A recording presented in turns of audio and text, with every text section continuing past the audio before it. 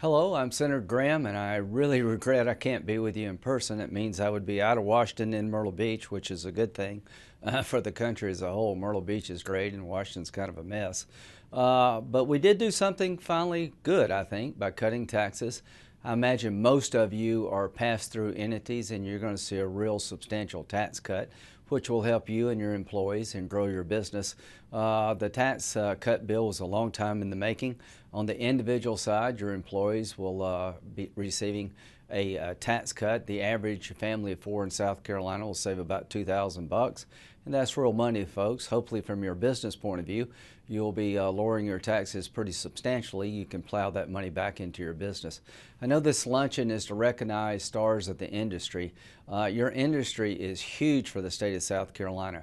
Lodging and restaurants, about 180,000 people make their living through working for you and your businesses. And I want to thank you on behalf of all those in South Carolina who have a job because of you. It's a big deal. We're a tourism state. So what does it take to run a restaurant? Well, I grew up in the back of a bar, a restaurant, and a liquor store, and a pool room. So I understand your days pretty well. You get up early, you stay late, you very seldom take a vacation. If you own your own business, you have to do it all yourself. We had a small cafe in central South Carolina. Sunday was our only day off. I don't remember taking a vacation until I was in high school. So a lot of reward comes from owning your own business. A lot of work goes into a restaurant or managing lodgings, hotels. It's hard to find labor.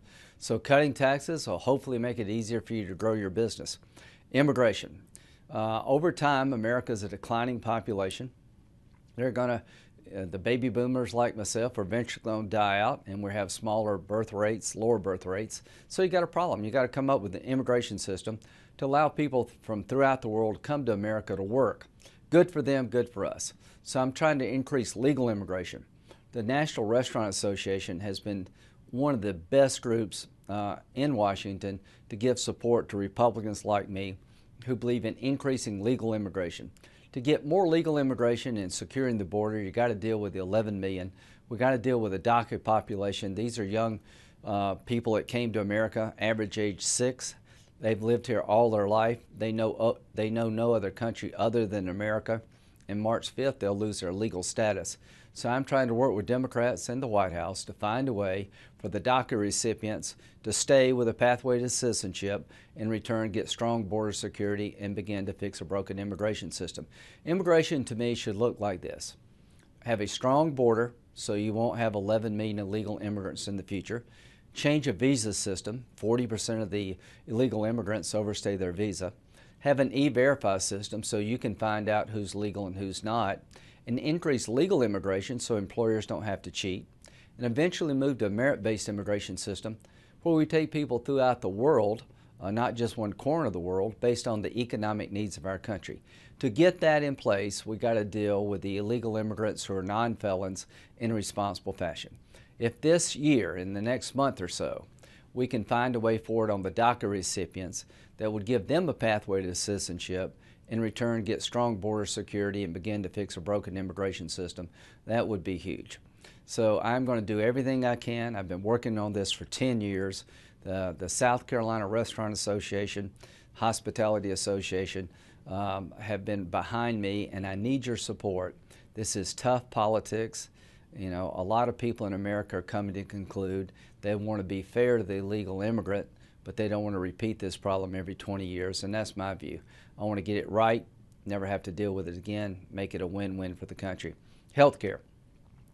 Obamacare is driving up cost of insuring people. The employer mandate is still the law of the land. I'm trying to get rid of it. We repealed the individual mandate. But premiums have gone up throughout South Carolina, 31%. Obamacare is not about fixing health care. It's about taking money from one group of people, giving it to another group of people so they can get it for free. It really is increasing business costs when it comes to health care. I'll be working with, I think, mostly Republicans, maybe a Democrat or two, to take the money we're spending in Washington on Obamacare and block grant it to the 50 states. Under Obamacare, 4 states get 35% of the money: Maryland, Massachusetts, New York, and California. Well, that's bad for us because we're not one of those 4 states. They represent 22% of the population. My goal is in about 10 years from now that we take the money we're spending on Obamacare and give the same amount to every patient in the country, no matter where you live, then adjust for inflation, have a block grant to put the state political system in charge, not some bureaucrat in Washington. Under my proposal, South Carolina would get about a 40% increase because that's money we're sending to New York, California, Massachusetts, and Maryland. I think it makes a lot of common sense to get the money and power out of Washington. Obamacare is a down payment to single-payer health care, which will drive up cost for the federal government and the private sector. So this is our last best chance to stop the march towards socialism, single-payer health care through a block grant approach called Graham-Cassidy. We're going to take that up in the spring, and I hope we can pass it. It will mean a lot for your businesses. If South Carolina can control health care costs in South Carolina, we can go differently than California, and we're not managed by a bureaucrat in Washington who could care less about what we think. So I think this approach to health care, block granting the Obamacare dollars, is the best way to fix a broken health care system and get us back on track. Just want to thank you for the personal support you've given me, for the people you hire, for the impact you have on our state. Again, my family comes from a small business background. I've walked in your shoes, filled up a lot of coolers in my day, and made a lot of hot dogs and hamburgers. It's a great way to earn a living. Being in the service industry is rewarding. It's difficult. It's hard to find labor. So I hope you believe that in Senator Graham, Lindsey Graham, you have an ally in Washington who understands your world. To the stars of your community, congratulations. If we had a ceremony honoring the stars of Congress, it'd be a very short one. This place is broken. I'm trying the best I can to fix it. Democrats exist. I want to work with them. I want to help the president. I think he can do big things. The tax cut really will help, but we got to do more than cutting taxes.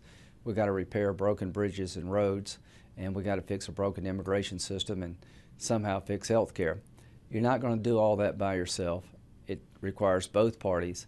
And I come from the idea that I want to win, but other people have to win too. Most Americans, most South Carolinians, are okay with the other side getting something as long as we move forward together. If we had the same attitude in Congress you do in your business, we'd be a lot better off as a nation. God bless, enjoy, and I wish I were with you. I cannot tell you how much I wish I were with you, but I'll see you soon. Thanks.